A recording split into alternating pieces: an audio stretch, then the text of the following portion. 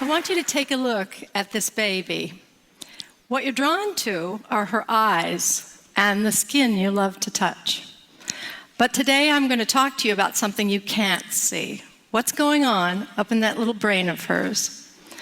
The modern tools of neuroscience are demonstrating to us that what's going on up there is nothing short of rocket science.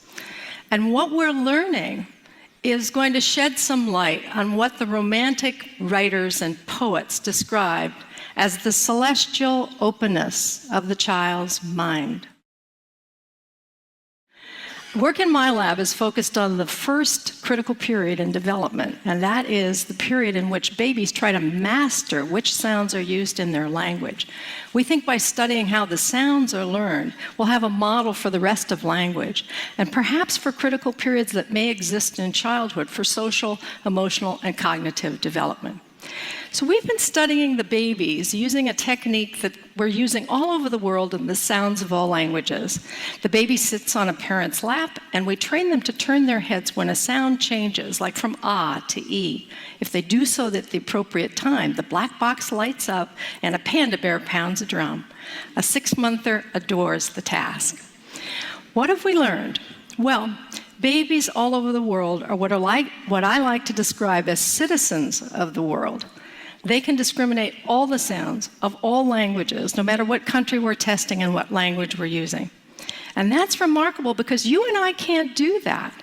We're culture-bound listeners. We can discriminate the sounds of our own language, but not those of foreign languages.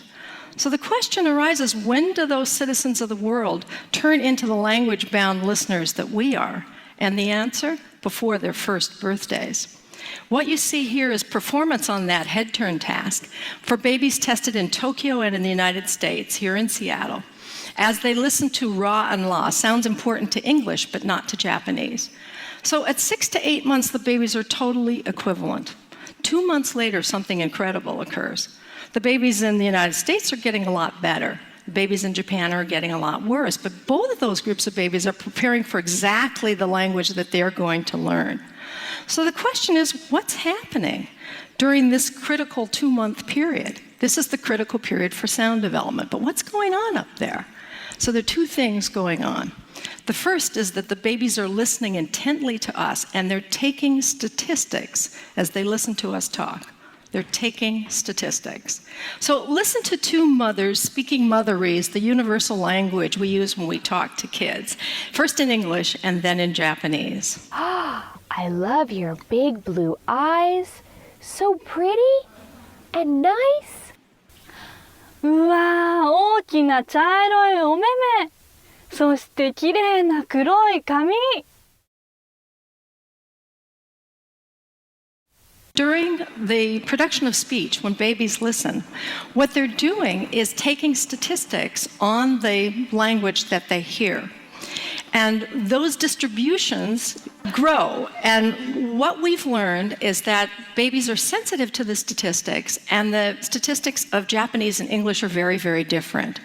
English has a lot of R's and L's, the distribution shows. And the distribution of Japanese is totally different, where we see a group of intermediate sounds, which is known as the Japanese R. So babies absorb the statistics of the language, and it changes their brains. It changes them from the citizens of the world to the culture-bound listeners that we are. But we as adults are no longer absorbing those statistics. We're governed by the representations in memory that were formed early in development. So what we're seeing here is changing our models of what the critical period is about. We're arguing from a mathematical standpoint that the learning of language material may slow down when our distribution's stabilized. It's raising lots of questions about bilingual people. Bilinguals must keep 2 sets of statistics in mind at once and flip between them, one after the other, depending on who they're speaking to.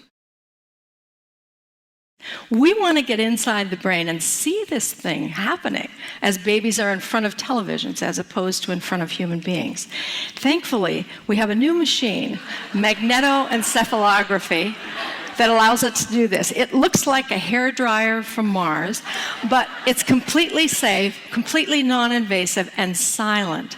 We're looking at millimeter accuracy with regard to spatial and millisecond accuracy.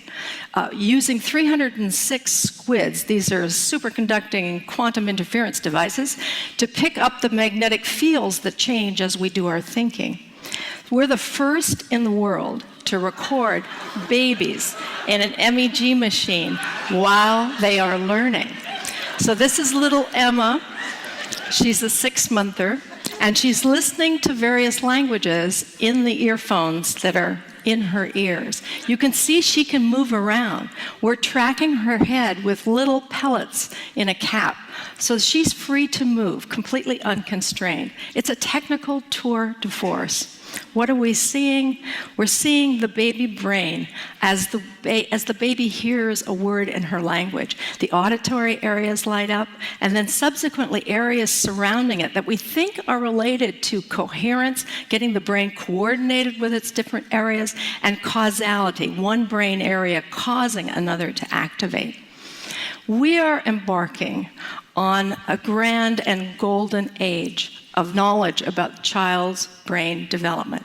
We're going to be able to see a child's brain as they experience an emotion, as they learn to speak and read, as they solve a math problem, as they have an idea. And we're going to be able to invent brain-based interventions for children who have difficulty learning. Just as the poets and writers described, we're going to be able to see, I think, that wondrous openness, utter and complete openness of the mind of a child. In investigating the child's brain, we're going to uncover deep truths about what it means to be human. And in the process, we may be able to help keep our own minds open to learning for our entire lives. Thank you.